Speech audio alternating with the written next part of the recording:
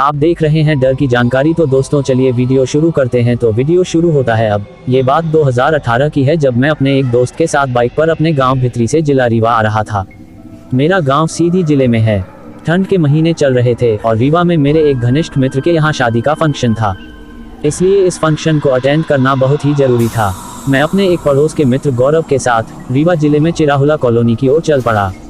हम लोग शाम को लगभग 7 बजे अपने घर से निकले थे। सीधी से रीवा पहुंचने में 1 घंटे लगभग लगते हैं, इसलिए हमने सोचा 7 बजे अगर निकलेंगे तो 8 बजे तक पहुंच जाएंगे। लेकिन शायद भगवान को यह मंजूर नहीं था। जैसे ही हम 20 किलोमीटर अपने घर से आगे निकल आए, वैसे ही हमारी गाड़ी पंचर हो गई, और एक नहीं दोनों टायर पंचर हो गए। अब आसपास दूर तक कोई भी पंचर बनाने वाली दुकान नहीं थी। तब वहां पर एक राहगीर ने बताया कि यहाँ से 2 किलोमीटर आगे एक पंचर की दुकान है, वहां पर आपके गाड़ी का पंचर बन जाएगा। तो मैं और मेरा दोस्त गौरव गाड़ी को पैदल धगाते हुए पंचर बनाने वाली दुकान करीब 8:30 बजे पहुंचे। पंचर बनाने में लगभग आधा घंटा लग गया, क्योंकि उस दुकान में साइकिल की पंचर बनाए जाते थे और इमरजेंसी में वह मोटरसाइकिल के पंचर भी बनाता था, इसलिए उसके पास मोटरसाइकिल के पंचर बनाने के उपयुक्त साधन मौजूद नहीं थे, जिसकी वजह से पंचर बनाने में लगभग आधा घंटा लग गया। लगभग 9 बजे रात हम लोग पंचर वाले की दुकान से रीवा की ओर प्रस्थान किए।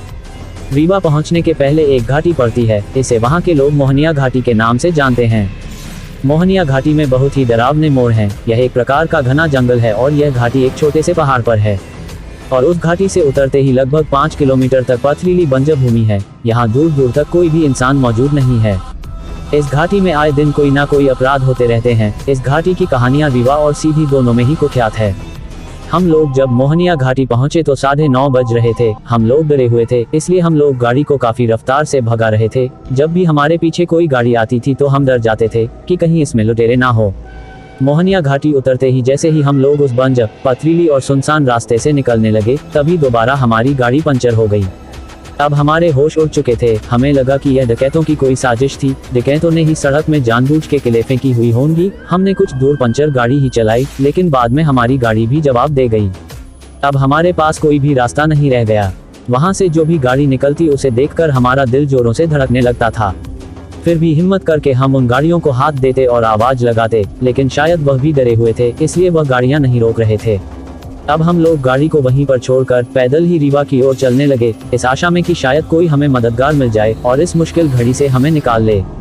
अगर कभी आप इस जगह में आएंगे तो आप देखकर जान जाएंगे क्या कितनी डरावनी जगह है। यहाँ पर हर तरफ की जगह पथरीली और बंजर है। सिर्फ कुछ कांटेदार पेड़ लगे हुए हैं जो कि काफी दूर हैं। मैं और मेरा दोस्त डरे हुए पैदल रीवा जिले की ओर जाने वाले रास्ते की ओर चल दिए। कुछ समय बाद सीधी की तरफ से आने वाले वाहनों का गुजरना भी बंद हो गया। सड़क में इक्का दुक्का जो गाड़ियां रफ्तार से निकल रही थी, अब उनका निकलना भी बंद हो गया था। गुप पर सन्नाटा छा चुका था। हर तरफ झींगुर की आवाज आ रही थी। एक पत्ता भी अगर उड़ता था उसकी खड़खड़ाहट की आवाज गूंज जाती थी।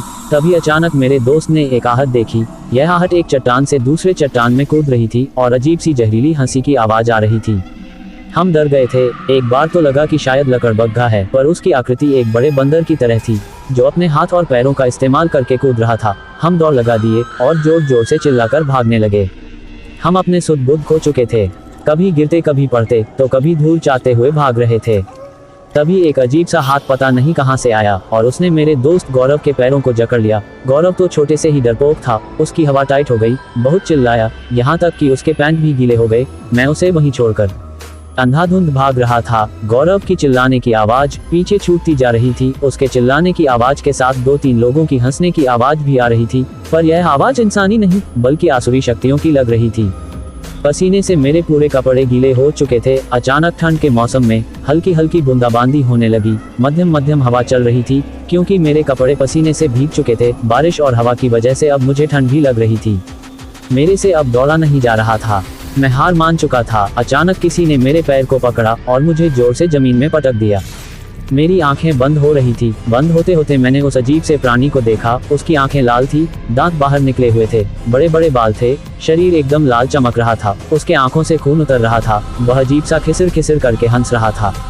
मैं बेहोश हो गया। फिर क्या हुआ मुझे नहीं पता। अगले दिन मेरी नींद खुली तो मैं एक मिट्टी से बने एक झोपड़ी पर था। बगल में मेरे गौरव भी लेटा हुआ था। हम एक झटके से उठे तो देखा हमारे सामने एक बाबा बैठे थे। यह बाबा बद्रीनाथ शुक्ला जी थे। बाबा बद्रीनाथ मोहनिया घाटी में दूर बने एक छोटी सी मंदिर के पुजारी हैं। वह हर रात मोहनिया घाटी में घूमते हैं और भूत प्रेत के चक्कर में फंसे लोगों को उनके फंदों से आजाद कराते हैं। भूत बाबा अपने साथ एक छोटा सा कलश रखते हैं जिसमें वह राक्षसी और शैतानी प्रवृत्ति वाले भूत प्रेतों को कैद कर लेते हैं। उन्होंने बताया कि मैं और मेरा दोस्त गौरव एक ऐसे शैतान के चक्कर में फंस गए थे जो जिनका भी बाप था। अकबर के जमाने में कई फकीर उसे काबू करना चाहते थे लेकिन कर नहीं पाए। तब फकीरों ने उस जिन से समझौता किया और उसे दिल्ली से दूर यहाँ मोहनिया घाटी में भटकने के लिए मना लिया। तब से लेकर अब तक ये जिन लोगों को परेशान करता आ रहा था। बाबा ने आगे कहा, मैं भूत बाबा बद्रीनाथ उसे पिछले 5 वर्षों से पकड़ने की कोशिश कर रहा हूँ, पर हर बार वो मुझे चकमा देकर गायब हो जाता था। आखिरकार कल मैंने बाबा बद्रीनाथ उसे पकड़ लिया। अब मैं इसे जमीन में कई मीटर नीचे गाड़ दूंगा जिससे ये कभी भी आजाद नहीं हो पाएगा। ये बहुत ही खतरनाक राक्षस है। ये सुनकर हमारे पैरों तले जमीन खिसक गई और हमने मन ही मन भगवान को बहुत धन्यवाद दिया कि अच्छा हुआ कि उनकी दया से कल बाबा बद्रीनाथ ने सही समय में हमारी मदद की। अब कभी भी अगर हमें रीवा आना होता है तो हम केवल दिन में ही यात्रा करते हैं और रात की यात्रा को टाल देते हैं। तो दोस्तों, ये कहानी यहीं समाप्त होती है। दोस्तों, अगर वीडियो अच्छा लगा हो तो वीडियो को लाइक करें और चैनल को सब्सक्राइब करें, क्योंकि ऐसे ही वीडियो हम लाते रहते हैं। तो मिलते हैं कल एक नई स्टोरी के साथ। तब तक के लिए हमारे चैनल को सब्सक्राइब करें। धन्यवाद।